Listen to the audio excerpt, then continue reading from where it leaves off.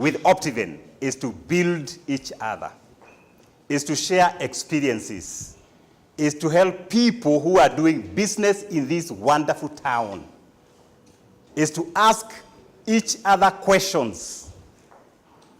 Because some of us, we have gone through business, we have gone through down and ups, and we are happy to share some experiences that we experienced maybe the time we were down the valley. So feel free, open up your minds so that you are able to ask any question that you may have. Managing money. How do you manage the little money or the much money that you have? How do you manage it? All the time, someone told me that the money will never be sufficient. But how you manage it will determine your tomorrow. Because they say, for you to predict tomorrow, you have to create it. That means the resources that you have, because I'm sure now in your mind you're saying, George, me, every month I get about 50,000, 100,000, 30,000. How do you manage it? The best way to manage it is always make a budget and stick by it. This budget could be monthly budget, could be weekly budget, could be bi-monthly, could be 6 months budget. Because the money that you have not put a proper budget, that money goes very. Budget even what you're anticipating to get. If you're doing supplies, you expected to get maybe 100,000, budget for it. For you to manage money, always commit to savings. I always advise people, and it has worked for me. The money you receive could be 30,000, 100,000, 60,000. 60%, that is what you budget for. 60%. 60% budget for it.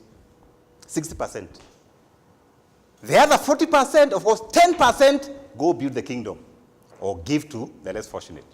10%, hiyo sio yako. Another 10% direct savings. Weka standing order from your account. 10% savings, either savings and investments. 20% is for managing your risks. Yeah. Car insurance, personal accident cover, insure your house. So 20% is basically for insurance.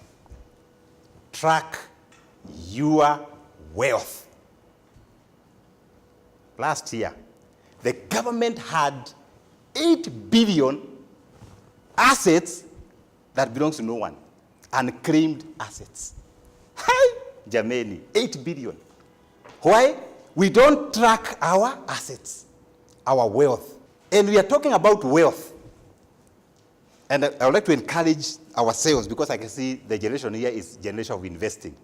Don't shy away from investing. Invest, because investment gives you some courage to work harder. As you accumulate wealth and money, there are risks. As you work so hard for your business, there are risks. Some of these risks, reputation risk. You must take care of your reputation. Because people buy people. So all the time, be careful with your reputation. You have seen politicians, they lose a name and they lose the seats, reputation. Look at this, liquidity risk. How do you manage liquidity risk?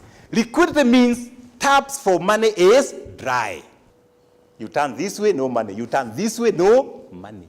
Liquidity risk. Yet, this money is like the bloodstream of a business.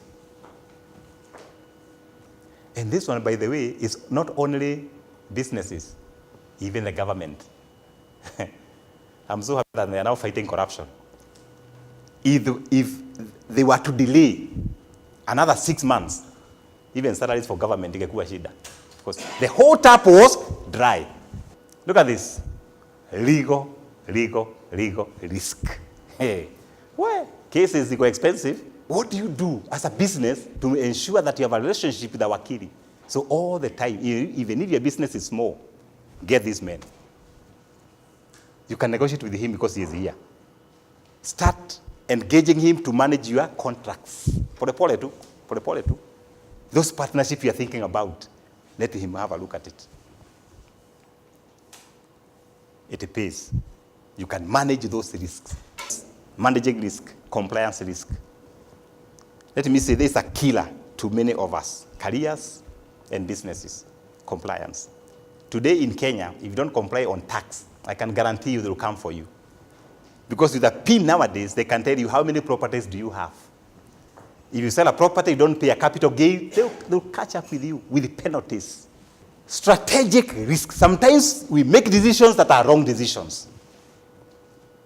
For you to mitigate this type of risk, always do competitors analysis.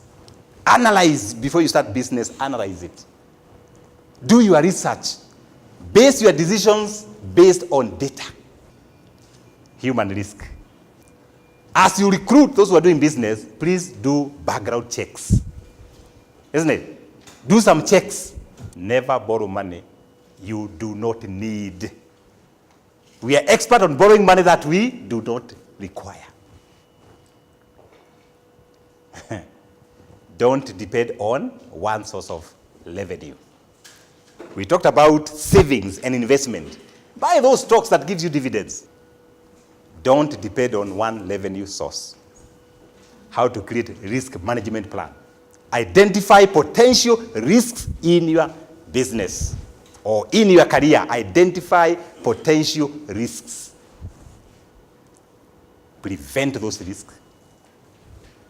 Mitigate them. Ensure those risks. Identify all those risks. So allow me to put a comment there. And thank you for coming to this Optiven Transformation Center. The reason why you have this center is basically to sharpen each other. So this is your place to transform ourselves. God bless you.